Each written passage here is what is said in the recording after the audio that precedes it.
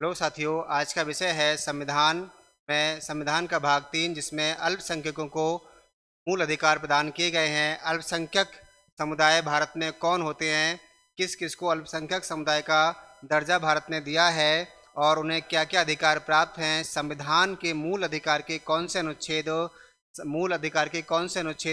अल्पसंख्यकों के लिए उल्लिखित किए गए हैं। पिछले हमारी पैट परीक्षाओं में ये क्वेश्चन खूब आया है। पिछले साल भी आया था, इस साल भी आया और डायरेक्ट आर्टिकल पूछा गया कौन से अनुच्छेद में अल्पसंख्यक समुदाय को उल्लिखित किया गया है। तो वो सारे प्रश्न जो यहाँ से उठते हैं हम आज की क्लास में देखेंगे। मैं देवेंद्र कुमार आप सभी का बहुत बहुत स्वागत करता हूँ टीएसए क्लासेस की ऑनलाइन प्लेटफॉर्म पर। वीडियो को आप जो है क्लास को पूरा देखें, लगातार आप यहाँ बने रहें, देखें, लाइक करें, सब्सक्राइब करें और जो नए व्यूवर हमारे जो जुड़े हैं वो चैनल को अभी अभी सब्सक्राइब कर लें, बाद में आप भूल जाते हैं तो सब्सक्राइब कर लें। आज की क्लास हम स्टार्ट कर रहे हैं। तो देखिए, बात यह है कि संविधान में हमारे अल्पसंख्यकों को कुछ अधिकार दिए गए हैं और वो कौन से अधिकार हैं। देखिए, अल्पसंख्यकों के शैक्षिक और सांस्कृतिक अधिकार, तो इन्हें शैक्षिक और सांस्कृतिक अधिकारों के बारे में गारंटी दी गई है संविधान में। कल्चरल एंड एजुकेशनल राइट्स इनको दिए गए हैं और ये राइट्स कौन से भाग में हैं, तो ये संविधान में है तो संवैधानिक राइट्स हैं, और अगर भाग 3 में है तो ये मूल अधिकार हैं। तो संविधान में संवैधानिक राइट्स हैं ही हैं, साथ ही साथ अगर भाग 3 में दिए गए हैं तो ये हमारे क्या हैं, मूल अधिकार हैं। और आर्टिकल पूछे तो कौन से अनुच्छेद में है, 29 और 30 में है। तो ये हमारा पैट में भी आपका 2 बार क्वेश्चन आ चुका है कि आर्टिकल 29 का संबंध किससे है, तो ये अल्पसंख्यक, और आर्टिकल 30 का संबंध किससे है, तो इन दोनों का संबंध किससे है, अल्पसंख्यक से है। अब ये अल्पसंख्यक क्या होता है, इस पे हम चर्चा करेंगे। अल्पसंख्यक क्या है, तो देखिए, अल्पसंख्यक माइनॉरिटीज है ना, तो माइनॉरिटीज या अल्पसंख्यक क्या होते हैं। देखिए, सीधी सी बात तो ये है, अल्पसंख्यक का मतलब ये होता है कि बहुमत से कम, क्या है, बहुमत से कम कम आबादी वाला जो समूह होगा उसे क्या कहेंगे, हम अल्पसंख्यक कहेंगे। तो बहुमत से कम आबादी के समूह को अल्पसंख्यक कहेंगे। लेकिन ज़्यादा इतनी कि बिल्कुल आपका बहुमत तक ही पहुंच जाए, तो देखिए बहुत कम मात्रा में होते हैं, उन्हें ही अल्पसंख्यक कहा जाता है। फिलहाल हमारे देश में तो क्या है कि अभी मांग उठ रही है, फिर से ये कई बार मांग उठ चुकी है कि क्या किसी राज्य में 35% अगर कोई समुदाय है तो क्या उसको भी अल्पसंख्यक का दर्जा दिया जाए। और ये मांग भी आजकल उठ रही है कि क्या भारत में हिंदू हर राज्य में बहुसंख्यक हैं। तो अभी मांग, ये केस हमारा सुप्रीम कोर्ट तक पहुंच गया है कि राज्यों में आप धार्मिक जनगणना करें और ये देखें कि वहाँ पर किन किन राज्यों में किस धर्म की कितनी आबादी है, उस हिसाब से अल्पसंख्यक को आप तय करें। तो फिलहाल अल्पसंख्यक, आप देखिए, मैं बताया कि क्या एक सामान्य सी एक आपका कंसेप्ट यही है कि बहुमत से कम आबादी, या हम कहें कम आबादी जो है वो इसमें इम्पोर्टेंट है, उसको हम अल्पसंख्यक कहते हैं। ठीक है ना। अब अल्पसंख्यक संविधान में कितने प्रकार के हैं, तो संविधान में किसे अल्पसंख्यक बनाया गया है ना, और अल्पसंख्यक का दर्जा कौन देता है। तो संविधान में अल्पसंख्यक देखिए 2 प्रकार के हैं, ठीक है ना। तो यहाँ 2 प्रकार के अल्पसंख्यक को दर्जा दिया गया है, बताया गया 2 प्रकार के अल्पसंख्यक होते हैं। किस में बताया गया है, संविधान में ही बात कही गई है। लेकिन संविधान में अल्पसंख्यक की परिभाषा, इसकी परिभाषा नहीं दी गई है कि किसे अल्पसंख्यक हम बनाएंगे। इसकी परिभाषा हमारे संविधान में नहीं है। ये संसदीय प्रणाली है, संसदीय नियमों का खेल है। तो संसदीय नियमों में इसको उल्लिखित किया गया है, संविधान में ये नहीं है। 2 प्रकार के होते हैं। 2 प्रकार कौन कौन से हमारे 2 प्रकार के अल्पसंख्यक संविधान में वर्णित किए गए हैं। और ये बात देखिए कौन से आर्टिकल में कही गई है, ये बात कही गई है अनुच्छेद 30 में कही गई है, इसलिए संवैधानिक है। तो अनुच्छेद 30 में बताया गया है, भारत के संविधान के अनुच्छेद 30 में कहा गया है कि 2 प्रकार के अल्पसंख्यक होंगे। एक अल्पसंख्यक देखिए होता है हमारा भाषाई, तो भाषाई लिंग्विस्टिक होगा एक, है ना। तो भाषाई भाषाई अल्पसंख्यक की बात की गई है। और दूसरी बात की गई है धार्मिक, ठीक है, धार्मिक अल्पसंख्यक, धार्मिक अल्पसंख्यक यानी कि रिलीजियस एक हमारा कौन सा होगा, रिलीजियस माइनॉरिटी की बात की गई है यहाँ पर, है ना। तो ये रहेगा। तो एक धार्मिक और एक, तो आपसे क्वेश्चन ये पूछा जाता है कि बताओ संविधान में कितने प्रकार के अल्पसंख्यक हैं। दो प्रकार के अल्पसंख्यक की बात की गई है, एक तो भाषाई आधार पर, दूसरा धार्मिक आधार पर। तो धार्मिक आधार पर देखिए और भाषाई आधार पर क्या होता है। भाषाई आधार पर का अल्पसंख्यक का मतलब ये है कि ये किसी राज्य में हो सकते हैं, है ना। ये राज्य कर सकते हैं, किसी में राज्य में आपका देखिए राज्य में अ, अन्य किसी राज्य में अल्पभाषी क्या होगा, अल्प भाषा भाषी समुदाय क्या कहलाएगा वहाँ पर, आपका जो है भाषाई अल्पसंख्यक कहलाएगा। तो ये बात कही गई है हमारे संविधान में। जैसे कर्नाटक की हम बात कर लें, जैसे कर्नाटक की बात करें, एग्जाम्पल देखिए कर्नाटक का, है ना। तो कर्नाटक की जो आपकी बहुसंख्यक भाषा है वो है कन्नड़, क्या है, कन्नड़। तो कन्नड़ भाषी समुदाय जो है वहाँ पर क्या रहेंगे, वो बहुसंख्यक रहेंगे, ठीक है ना। अब कन्नड़ को छोड़कर कर्नाटक ने कई भाषी लोगों को अपने यहाँ अल्पसंख्यक भाषा का दर्जा दिया है। तो यहाँ जो अल्पसंख्यक भाषा है वो कहलाएगी, इन्होंने उर्दू को दिया है, इन्होंने हिंदी को दिया है, इन्होंने तमिल को दिया है। इस तरह से अन्य कई भाषाओं को इन्होंने अपने यहाँ अल्पसंख्यक भाषा का दर्जा दिया है। तो यहाँ ये भाषी लोग अल्पसंख्यक कहलाएंगे, है ना। जैसे हम बात करें यूपी में, तो यूपी में हमारी हिंदी को बहुसंख्यक भाषा है। तो हिंदी में अब यूपी सरकार जो है बंगाली भाषा को यूपी में, या कन्नड़ तमिल या अन्य कोई भाषा को यूपी में अल्पसंख्यक भाषा का दर्जा दे सकती है। तो ये हमारी कहलाती है भाषाई अल्पसंख्यक, ठीक है। अधिकारों में ऐसी कोई आपकी जो है कटौती नहीं की गई है। 30 में दोनों को बराबर अधिकार दिए गए हैं, भाषाई को भी और धार्मिक समूह को भी। अब बात करते हैं धार्मिक समूह की। तो देखिए धार्मिक समूह कौन से होते हैं, तो धर्म आधारित होते हैं ये ना, धर्म आधारित हैं। तो हमारे पास देखिए भारत में हम देखें तो भारत में हम देखें, अच्छा, धर्म के आधार पर यहाँ लिख सकते हैं आप, धर्म के आधार पर, तो धर्म के आधार पर जो है धार्मिक अल्पसंख्यक यहाँ पर हमारे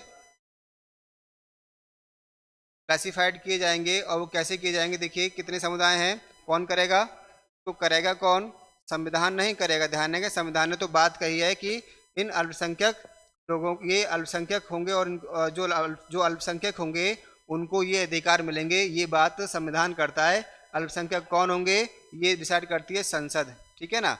तो संसद द्वारा ये निर्धारित होता है कि कौन और करता है, संसद और हमारी सरकार है, इसमें हम शामिल कर लेते हैं क्योंकि सरकार ही सब कुछ करती है। तो संसद लिख लें केवल, संसद द्वारा निर्धारित होता है किसे अल्पसंख्यक का दर्जा दिया जाएगा। फिलहाल कितने समुदाय हमारे अल्पसंख्यक का दर्जा दिए हुए हैं, ये दर्जा संसद ने कब दिया है, तो देखिए ये दर्जा इन्हें दिया गया है अल्पसंख्यक अधिनियम अधिनियम 1992, अल्पसंख्यक अधिनियम 1992 के द्वारा भारत में अल्पसंख्यक का दर्जा दिया गया है। और तभी 1993 में हमारे यहाँ पर अल्पसंख्यक अल्पसंख्यक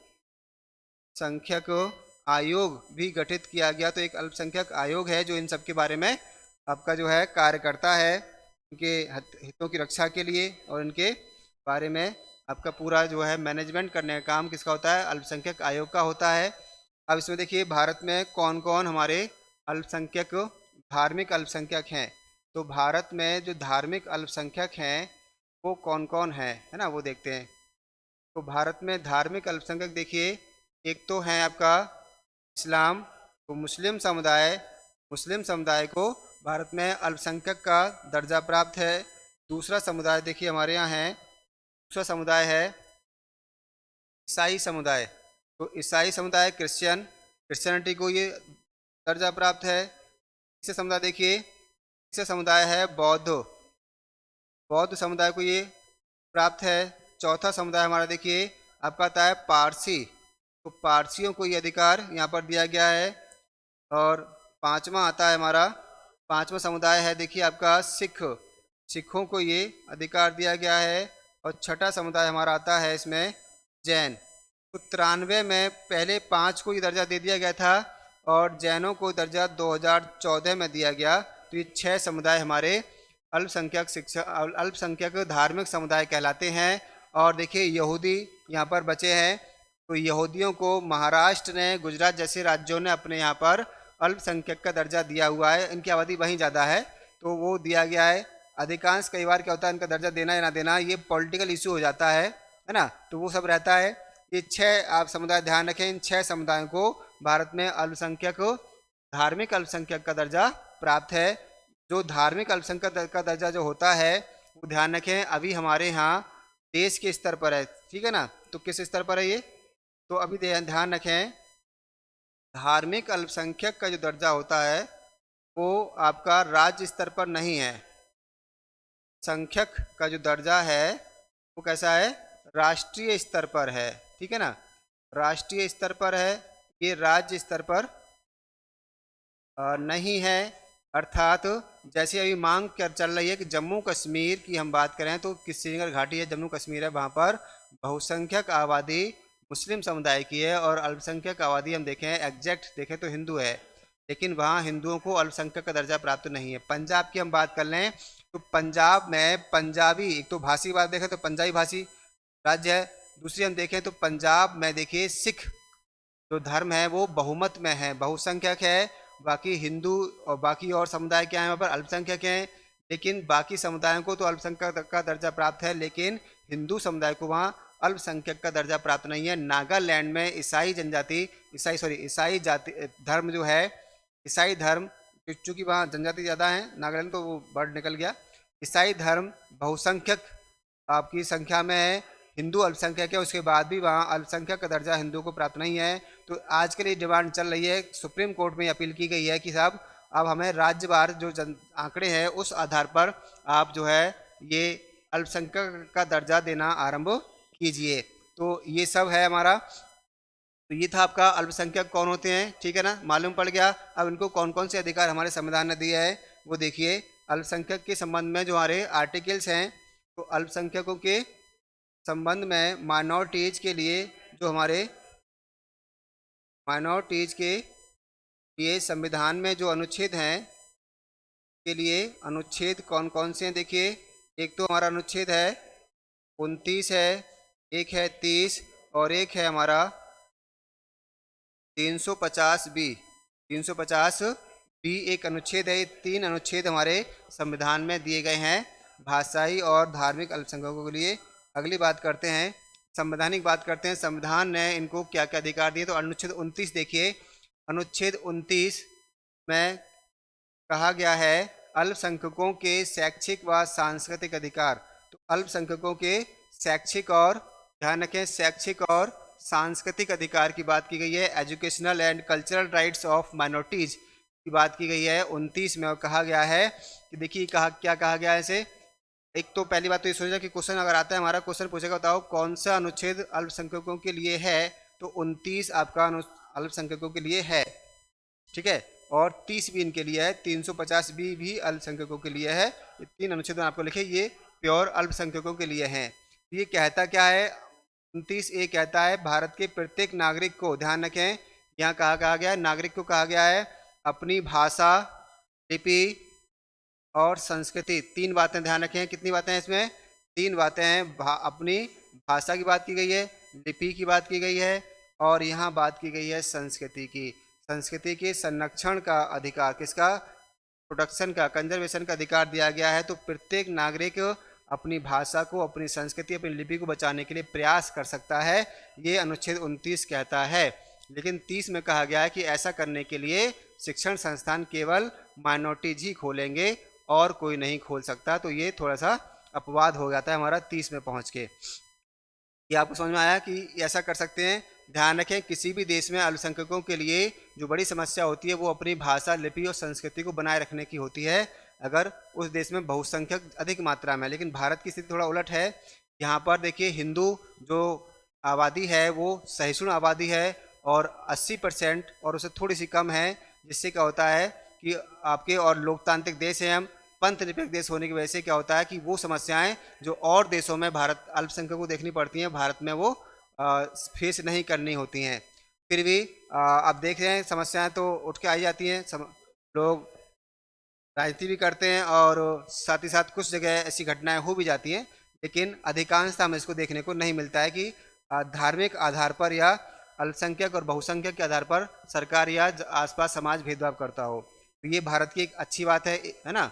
अब देखिए 29B की बात करें तो इसमें कहा गया है किसी भी नागरिक को, देखिए ये मैं आपको बता दूं 29 और 30 जो हमारे आर्टिकल हैं वो केवल किसके लिए हैं, नागरिक के लिए हैं। ये किसके लिए हैं, तो ये नागरिक के लिए है, ये विदेशी के लिए नहीं है। तो भारत का नागरिक ही अधिकारों का दावा कर सकता है। दूसरी बात देखिए, नागरिक को राज्य पोषित, मतलब राज्य से जो ऐड मिलती है, जो राज्य पोषित जो हमारे शिक्षण संस्थान हैं, उन संस्थानों में उसके धर्म, मूल वंश, जाति, भाषा के आधार पर प्रवेश से वंचित नहीं किया जाएगा। तो राज्य, ध्यान रखें, राज्य पोषित हो या राज्य से सहायता प्राप्त हो, ऐसा नहीं है कि बाकी संस्थानों में आपको जो है ऐसा विभेद किया जाएगा। तो किसी भी संस्थान में, किसी भी शिक्षण संस्थान में इस आधार पर कोई विभेद नहीं किया जाएगा, ठीक है ना। तो कोई विभेद नहीं किया जाएगा, ये कहता है हमारा आर्टिकल 29 कहता है ना। किसी भी इंस्टीट्यूशन में हो, चाहे वो राज्य का राज्य पोषित हो या राज्य पोषित हो ना हो, उन सभी शिक्षण संस्थानों में किसी को इस आधार पर प्रवेश देने से मना नहीं किया जाएगा। उसका धर्म कोई है, वह किसी मूल वंश का कहाँ से है, जाति क्या है उसकी, या फिर भाषा के आधार पर नहीं रोका जाएगा। ये अनुच्छेद 29 कहता है, ठीक है। समझ में आ गया हो, क्लियर हो गया होगा। अनुच्छेद 30 देखिए, अनुच्छेद 30 भी किसके लिए है, नागरिकों के लिए है। तो ये अनुच्छेद भी नागरिकों के लिए है, ये भी विदेशियों के लिए नहीं है। ये कह रहा है अल्पसंख्यक शिक्षण संस्थान स्थापित करने का अधिकार। तो अनुच्छेद 30 अल्पसंख्यकों को अल्पसंख्यक शिक्षण संस्थान स्थापित करने का अधिकार देता है। और वो क्या है देखिए, तो ये कह रहे हैं, नंबर 1 कह रहे हैं कि अल्पसंख्यक क्या कर सकते हैं, अल्पसंख्यक अपनी भाषा, चलो वो पहले ही होगा तुम्हारा। अल्पसंख्यक अपनी रुचि, क्या है, अपनी रुचि के शिक्षण संस्थान, कैसे, शिक्षण संस्था स्थापित कर सकते हैं, ठीक है ना, स्थापित कर सकते हैं। पहली बात क्या है, स्थापित करना। साथ ही साथ देखिए उनको प्रबंधित करना, क्या कर सकते हैं, प्रबंधित का मतलब क्या है, मैनेजमेंट कर सकते हैं। ये अल्पसंख्यकों को अधिकार दिया गया है कि जो हमारे भाषाई और शैक्षिक धार्मिक जो अल्पसंख्यक हैं वो अपनी रुचि के धार्मिक संस्थाओं को, अपनी रुचि के अल्पसंख्यक शिक्षण संस्थानों का स्थापना कर सकते हैं, उनका मैनेजमेंट कर सकते हैं। ये अधिकार अनुच्छेद 30 देता है। जैसे आप देखिए कई सारी संस्थाएं हमारे यहाँ पर हैं, जैसे हम देखें मुरादाबाद में आपका TMU यूनिवर्सिटी है, जो प्राइवेट यूनिवर्सिटी है, और एक कैसी है, अल्पसंख्यक शिक्षण संस्थान है ये।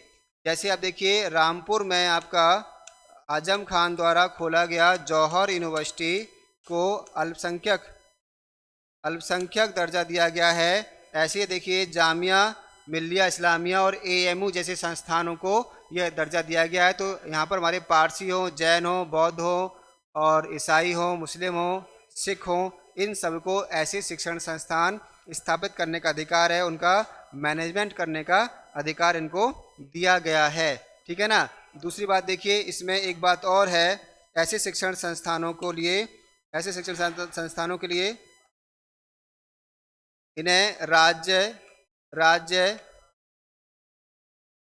वित्त पोषण में भेदभाव नहीं करेगा। तो भेदभाव नहीं करेगा। ध्यान रखें, ये बात कही गई है कि दो तरह के शिक्षण संस्थान है, एक सामान्य शिक्षण संस्थान और दूसरे अल्पसंख्यक शिक्षण संस्थान। तो राज्य दोनों को बिना किसी भेदभाव के अपनी पूरी सपोर्ट, पूरी सहायता प्रदान करेगा, जिसमें वित्तीय सहायता भी शामिल है। ऐसा कोई भेदभाव नहीं किया जाएगा। हाँ, लेकिन ये स्पष्ट है कि अल्पसंख्यक शिक्षण संस्थान में राज्य सरकार का अधिक दखल नहीं होता है। मैनेजमेंट वो अपना पूरा देखते हैं, उस अर्थ में सरकार ज़्यादा इंटरफेयर नहीं करती है। बाकी शिक्षण संस्थानों में ऐसा कर सकती है, लेकिन बाकी संस्थानों को जो अपनी सहायता दे रही है वो सहायता यहाँ भी पूरी तरह से देगी, ये स्पष्ट किया गया है अनुच्छेद 30 में। तो ये हमारा अनुच्छेद 30 है। अल्पसंख्यक शिक्षण संस्थान स्थापित हो सकते हैं। ऐसे शिक्षण संस्थान पंजाब में कोई हिंदू स्थापित नहीं कर सकता, जम्मू कश्मीर में कोई हिंदू स्थापित नहीं कर सकता, नागालैंड में कोई हिंदू स्थापित नहीं कर सकता है। तो इसकी आज अभी आपका करंट का मुद्दा चर्चा चल रही है, सुप्रीम कोर्ट में केस चल रहा है। एक और बात देखिए चलते चलते, वो ये है कि आर्टिकल 350 बी जोड़ा गया और इसके द्वारा बात की गई है भाषाई भाषाई भाषाई अधिकारी की नियुक्ति। तो एक भाषाई अधिकारी की, अल्पसंख्यक लिख सकते हैं इसको, अल्पसंख्यक अल्पसंख्यक भाषाई अधिकारी की नियुक्ति 350